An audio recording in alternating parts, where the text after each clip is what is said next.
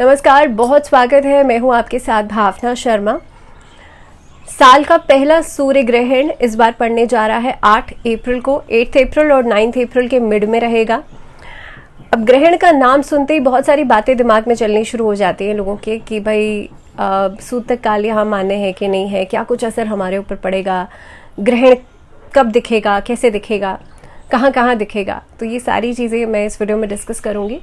और वीडियो शुरू करने से पहले ही आपको बता दूं, क्योंकि कोई सस्पेंस बनाने का मेरा कोई मूड नहीं है, तो ये जो ग्रहण है, सूर्य ग्रहण, इस बार इंडिया में, भारत में दिखाई नहीं देने वाला है। तो हमारे शास्त्रों में साफ साफ ये बात लिखी है कि जहाँ पर ग्रहण विजिबल नहीं होता वहाँ पर उसका सूतक भी मान्य नहीं होता।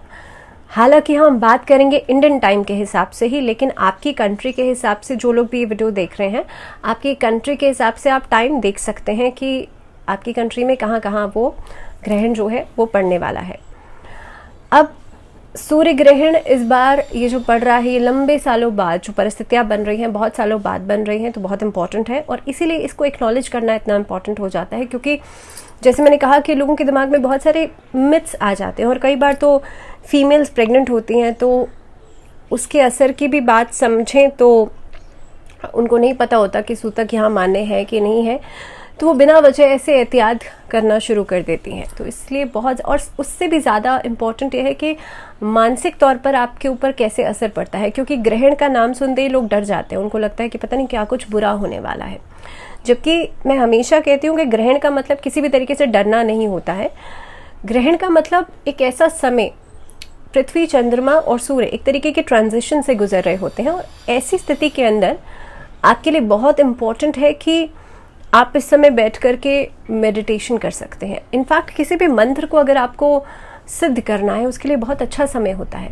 तो इसलिए मेडिटेशन करने के लिए, योग करने के लिए, साधना करने के लिए बहुत अच्छा समय होता है। भारत में यहाँ पर सूतक काल मान्य नहीं है। सबसे पहले टाइमिंग की मैं बात कर लूँ। इस बार का ये जो सूर्य ग्रहण है 8 अप्रैल और 9 अप्रैल के बीच में पड़ेगा। रात को 10:08 पर ग्रहण शुरू हो जाएगा और ये रहेगा 1:25 तक। अपनी अपनी कंट्रीज़ के हिसाब से आप देख लीजिएगा कहाँ कहाँ पड़ने वाला है, उसके बारे में मैं आपको बता देती हूँ। अमेरिका, मैक्सिको जैसे कई सारी जगहों पर दिखाई देगा ये। इसके अलावा ये दिखने वाला है, अगर मैं ख़ासतौर पे नॉर्थ अमेरिका की बात करूँ तो नॉर्थ अमेरिका में 12:38 से लेकर के लगभग आखिरी जो क्षण होगा इसका 3:55 तक टच करेगा, अर्ली मॉर्निंग। इसके अलावा ये नॉर्वे में दिखाई देगा, पनामा में दिखाई देगा, जमाइका में दिखाई देगा, Bermuda, Caribbean, Netherland, Saint Martin, Colombia, Costa Rica, Venezuela, Cuba, Spain, the Bahamas, United Kingdom, Dominica, Greenland, Ireland, Iceland, Nicaragua और रशिया में दिखाई देने वाला है। इसके अलावा भी कई सारी कंट्रीज़ और हैं जहाँ जहाँ ये ग्रहण जो है वो दिखने वाला है। अब क्योंकि हम यहाँ पर साइंस की बात भी करेंगे, एस्ट्रो से जुड़ा हुआ भी यहाँ पर हम बात करेंगे कि भाई इसका ग्रहण का, क्योंकि सूर्य तो एक ही है, ग्रह प्रभावित होते हैं। तो मीन राशि में ग्रहण पड़ने वाला है इस बार। सूर्य राहु अभी एक साथ हैं और मीन राशि के साथ साथ स्वाति नक्षत्र में ये ग्रहण पड़ेगा। अब मासिस की हम बात कर लें तो देखिए, सूर्य जो है एस्ट्रोलॉजी में सत्ता का कारक है, सूर्य पिता का कारक है, सूर्य हमारे कॉन्फिडेंस को दर्शाता है, सूर्य आत्मा का कारक भी है। तो जब जब सूर्य ग्रसित होता है तो इस तरीके के इम्पैक्ट्स जो हैं वो आप देख सकते हैं। अब क्योंकि मैंने कहा था कि मासिस पर असर ज़्यादा करता है, जब भी कोई ऐसे नेचुरल इवेंट्स होते हैं तो उसका असर जो है वो हमें मासिस में ज़रूर दिखाई देता है। तो जब ये ग्रहण पड़ेगा, हालांकि क्योंकि भारत में दिखाई नहीं दे रहा है, लेकिन जब ये ग्रहण पड़ेगा उस दौरान किसी बड़े नेता के ऊपर आरोप प्रत्यारोप लग सकते हैं, किसी तरह की बहस आप देख सकते हैं, क्योंकि अभी लोकसभा इलेक्शंस बहुत पास में है। तो इस वजह से भी किसी बड़े नेता के ऊपर ऐसे आरोप लग सकते हैं। अभी आप देख ही रहे हैं, हाल फिलहाल में केजरीवाल वाज अरेस्टेड। तो इस तरह की परिस्थितियां अभी और बन सकती हैं फॉर 15 और 20 डेज। इनफैक्ट ग्रहण का असर, सूर्य ग्रहण के असर की हम बात करें तो लगभग 30 से 40 दिन तक इसका असर जो है वो रहता है। राशियों की मैं बात कर लूँ तो एरीज, टॉरस, जेमिनाई, कैंसर और सैजिटेरियस, ये 5 राशियां ऐसी हैं जिसके ऊपर खास इसका असर पड़ेगा, पॉजिटिव इम्पैक्ट पड़ेगा। लेकिन बाकी सभी राशियों के ऊपर मिक्स रिजल्ट्स आप लोगों को मिलने वाले हैं। सूर्य ग्रहण, क्योंकि हम बात कर रहे हैं यहाँ पर ग्रहण के दौरान आप क्या कर सकते हैं। बेशक से अब उन लोगों के लिए जिनके लिए सूतक मान्य है, आप लोगों की कंट्रीज़ में भी 12 घंटे पहले सूर्य ग्रहण का सूतक लग जाता है, तो आप समय को अपने हिसाब से देख लीजिएगा कि 12 घंटे पहले आपको सूतक काल जो है वो मान्य हो जाएगा। मैं इंडिया की बात नहीं कर रही हूँ, बार बार आई एम क्लैरिफाइंग दिस।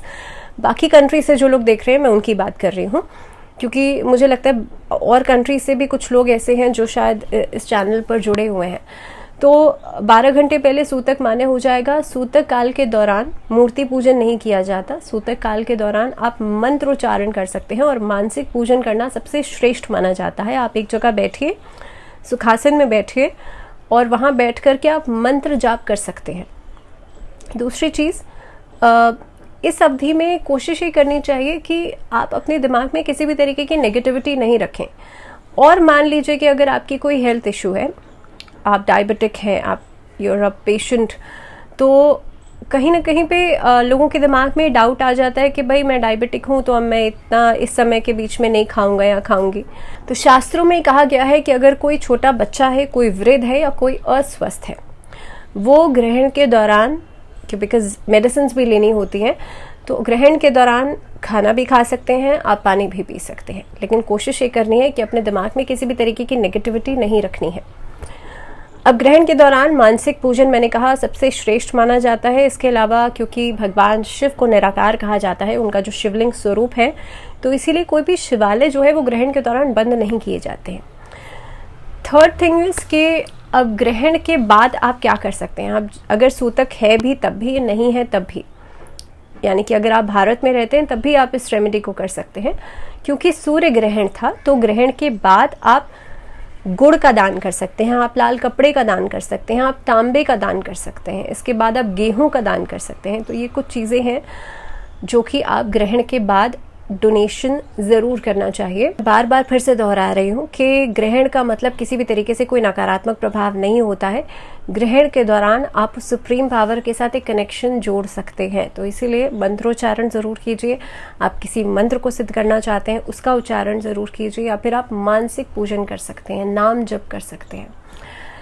तो इसी के साथ इस वीडियो में फ़िलहाल इतना ही। I hope I have cleared everything with this related with the solar eclipse. फिलहाल के लिए दीजिए इजाज़त, जुड़े रहिए चैनल के साथ। नमस्कार।